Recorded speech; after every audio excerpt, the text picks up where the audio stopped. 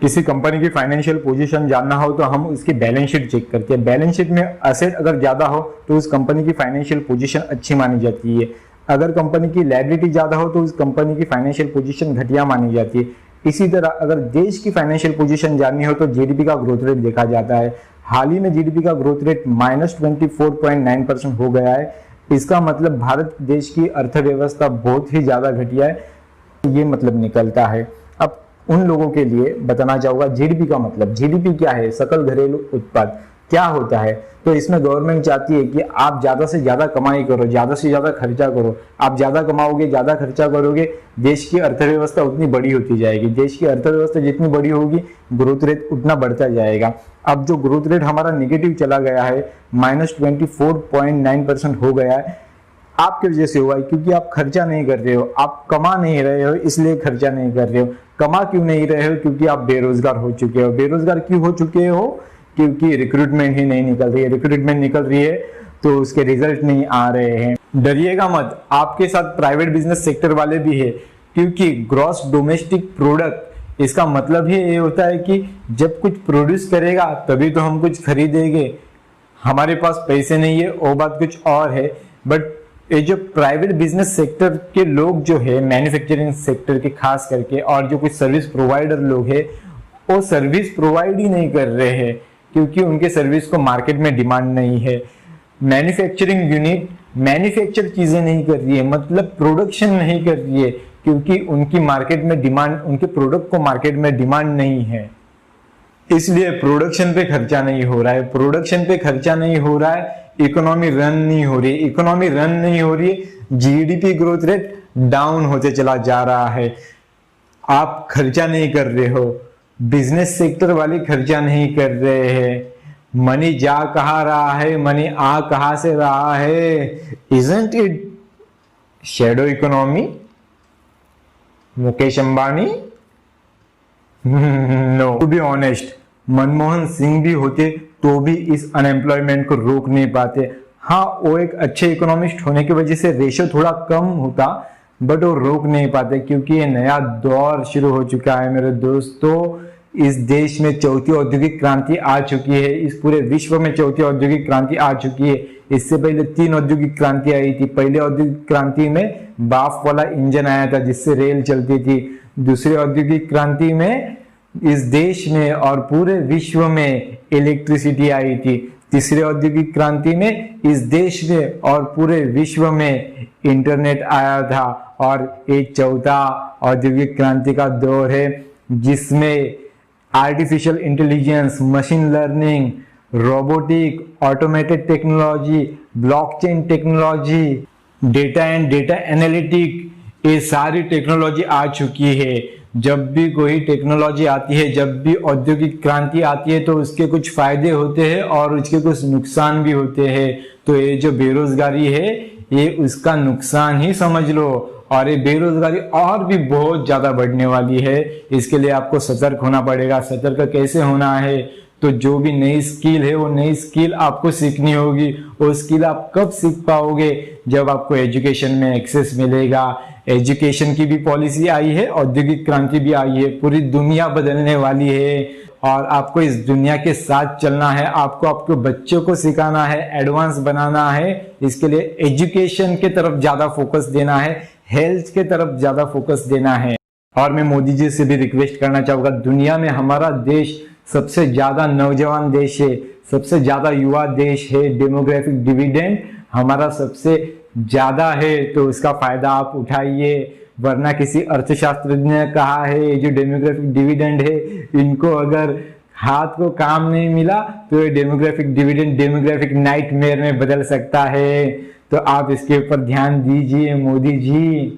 सिर्फ जय राम, जय श्री कृष्णा, राधे राधे करके उनका फ्यूचर बर्बाद ना कीजिए। टेक्नोलॉजी का जमाना है, आप खुद भी जानते हो आगे कितना एडवांस होने वाला है। इसीलिए तो आपने न्यू एजुकेशन पॉलिसी लाई है, पर उसमें इक्विटी की बात आपने नहीं की है, इसमें आपने अफोर्डेबिलिटी की बात नहीं की है।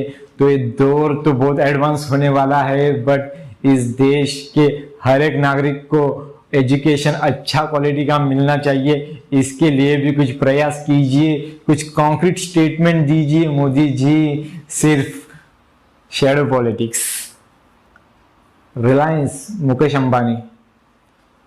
मैंने कुछ नहीं बोला, सिर्फ शैडो इकोनॉमी पे डिपेंड मत रहिएगा। Shadow economy, I am sorry, not shadow economy. Mukesh Ambani, Reliance, मैंने कुछ नहीं बोला, not shadow economy. Shadow economy हमारे देश में नहीं है, हमारे देश में वाइड इकोनॉमी है, not shadow economy, it's a black economy, you know. दोस्तों मजाक मस्ती बहुत हो गई, बट सच में मोदी को दोष देके कुछ फायदा नहीं है, क्योंकि मोदी की जगह मनमोहन सिंह भी होते तो भी अनएम्प्लॉयमेंट आनी ही थी। थोड़ी बहुत रोक लग जाती, बट अनएम्प्लॉयमेंट को कोई भी नहीं बचा सकता, क्योंकि औद्योगिक क्रांति आ रही है, और जब भी क्रांति आती है तो बहुत लोग की जॉब उसमें चली जाती है।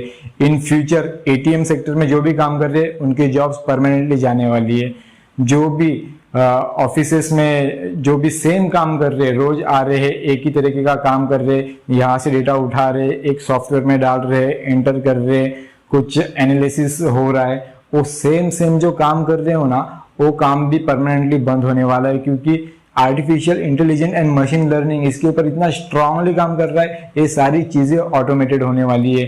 तो इसके लिए हमें सतर्क होना पड़ेगा और हमें नई स्किल सीखनी पड़ेगी। 2030 में 69% जॉब इररिलेवेंट होने वाली है, ये बात आप ध्यान में रखिएगा। पास्ट में हिंदू धर्म ने भारत देश का जितना नुकसान किया है उतना नुकसान किसी भी धर्म ने नहीं किया है, इसलिए आप हिंदू धर्म का हिंदुत्व हर किसी पे नहीं सौंपिएगा, क्योंकि ये हिंदू कर करके आज इकोनॉमी की ये हालत हो चुकी है।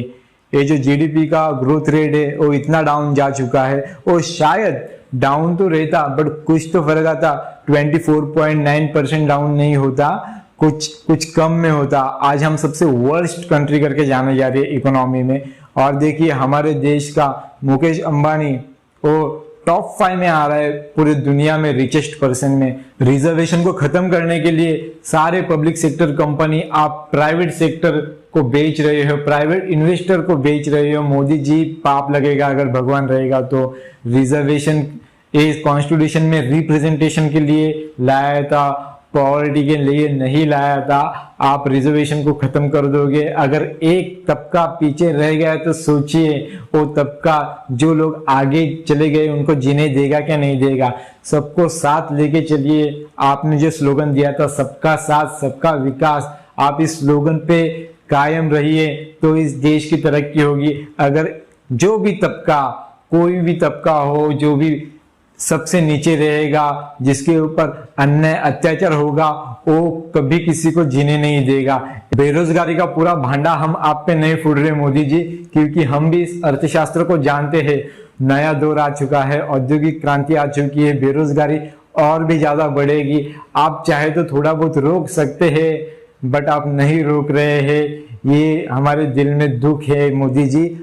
आप सबका साथ सबका विकास इस स्लोगन पे ध्यान दीजिए। इस स्लोगन के साथ आप एक्शन में भी लाइए। आप डिजिटल पे बहुत ज्यादा पैसा खर्चा कर रहे हो, क्योंकि आप भी जानते हो कि आगे का दौर एक पूरा डिजिटल का दौर है, आर्टिफिशियल इंटेलिजेंस का दौर है, मशीन लर्निंग का दौर है, रोबोटिक एंड ऑटोमेटेड का दौर है, ब्लॉकचेन टेक्नोलॉजी का दौर है।